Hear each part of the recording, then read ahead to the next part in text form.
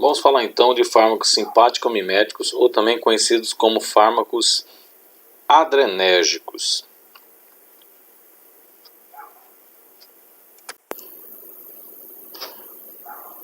Então são fármacos que vão estar atuando nos receptores adrenérgicos, tanto alfa como em beta, também chamados de simpático-miméticos. Vão agir mimetizando a ação da noradrenalina.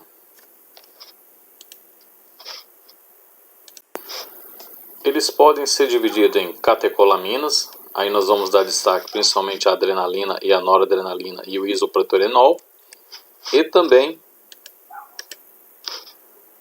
os adrenérgicos não catecolaminas. Aí nós vamos dar destaque à fenilefrina, que é utilizado nas drogas multidrogas para o tratamento sintomático da gripe, diminuindo a congestão nasal, a efedrina, a etafedrina e a pseudoefedrina, a anfetamina e os broncodilatadores de ação curta e de ação prolongada, que são fenoterol, salbutamol, aí nós temos de ação prolongada formoterol, bambuterol e salmoterol, muito utilizado no tratamento da asma.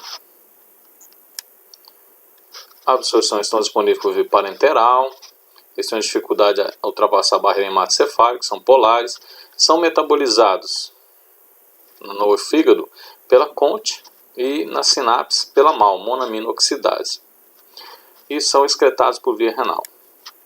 A farmacodinâmica deles se resume em três. Eles podem ser de ação direta, indireta ou mista. O de ação direta, nós temos lá a noradrenalina, a adrenalina, o isoproterenol e a fenilefrina. Vamos destacar a fenilefrina, de ação direta nos receptores alfa-1, promovendo vasoconstrição, sendo muito utilizada nas multidrogas, ou seja, nos fármacos que são utilizados no tratamento sintomático da gripe para diminuir o quê? Diminuir a congestão nasal, porque promove vasoconstrição. Aí nós temos de uso tópico a xilometazolina, oxmetazolina e nafazolina. Bom, então eles atuam diretamente aonde? No receptor adrenérgico, alfa-adrenérgico, promovendo o quê? Promovendo a sua ativação e aí, consequentemente, a sua, no caso dos vasos sanguíneos, a vasoconstrição.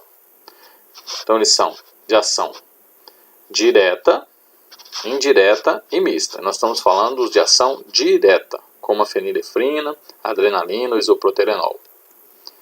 Então tá lá, o agonista de ação direta, ele se liga no receptor alfa-1, normalmente são receptor alfa-1, receptor metabotrópico, ou seja, acoplado à proteína G, promove influxo de cálcio, né, aumenta a concentração de cálcio, e aí aumento da concentração de cálcio leva o quê? A ativação da miosina quinase cadeia leve, e aí a contração do vaso sanguíneo, resultando então em vasoconstrição. Os agonistas beta-adrenérgicos são conhecidos como os broncodilatadores, muito utilizados na asma. Aí nós destacamos de ação curta o salbutamol, o fenoterol. Eles atuam no receptor beta-2, são seletivos para beta-2, que também estão acoplados à proteína G. Aí traz uma outra transdução de sinal, ou seja, o aumento da AMP cíclico, ativando uma determinada proteína quinase A, inibindo a miosina quinase A leve. Então tem um relaxamento do músculo liso bronco, e nós chamamos então de broncodilatação. Os de ação indireta, nós vamos destacar principalmente a anfetamina. Como que eles agem? Eles estimulam a liberação de noradrenalina. A noradrenalina vai atuar nos receptores, no órgão-alvo, né, e pré-sinapticamente também. Então são de ação o quê? Direta.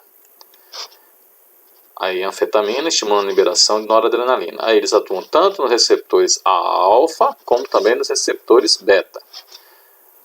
Foram muito utilizados, né, principalmente como anorexígenos, e aí tinham como reações adversas a vertigem, a hipertensão, porque eles não são seletivos, atuam em receptor alfa, atuam em receptor beta, promoviam insônia, porque deixam em estado de alerta, mimetização do simpático, então deixa o indivíduo em estado de alerta.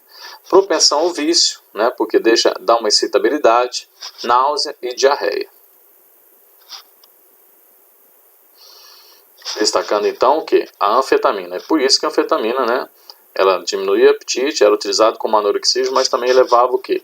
Elevava a pressão arterial por atuar no receptor alfa-1 e beta-1, certo? Aí nós temos quem? Os de ação mista, né, que atuam tanto em alfa como em beta, mimetizando a ação do simpático. Vamos destacar a efedrina. Então, ela atua tanto liberando a noradrenalina na fenda sináptica, liberando a noradrenalina, como atuando diretamente o quê? Nos receptores alfa e beta. Muito utilizada também como broncodilatador. Nós tínhamos lá o Marax, que era um broncodilatador, e que até algumas academias utilizavam para estimular o receptor beta-3 dos adipócitos para promover a quebra. Por isso que foi restrito, né, restringir o uso dela. Falando um pouquinho das catecolaminas, né, nós temos então a noradrenalina, adrenalina e isoproterenol. Eles têm afinidade pelos receptores adrenérgicos. Então nós observamos aqui que a noradrenalina ela tem maior afinidade pelos receptores alfa e menor afinidade pelos receptores beta. Enquanto o isoproterenol ele tem menor afinidade pelos receptores alfa, mas pronunciada afinidade pelos receptores beta. Então nós temos aí o uso, né, por exemplo, do isoproterenol principalmente em quadros asmáticos, enquanto a noradrenalina são utilizados principalmente em quadros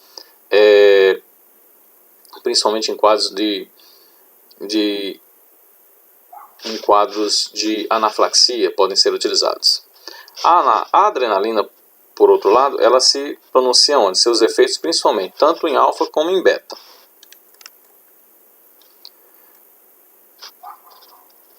Bem, como eu falei anteriormente, né, sendo o isoproterenol na asma e a adrenalina sendo utilizada também, né, em quadros de choque anafilático, atuando em todos os receptores, tanto alfa como em beta. As principais reações adversas desses simpático-miméticos são arritmia cardíaca, né, pela excitabilidade do coração, cefaleia, hiperatividade, insônia, náusea e aumento do tônus, ou seja, o tremor. Ou seja, são reações características da ativação simpática, deixando o indivíduo em estado de alerta.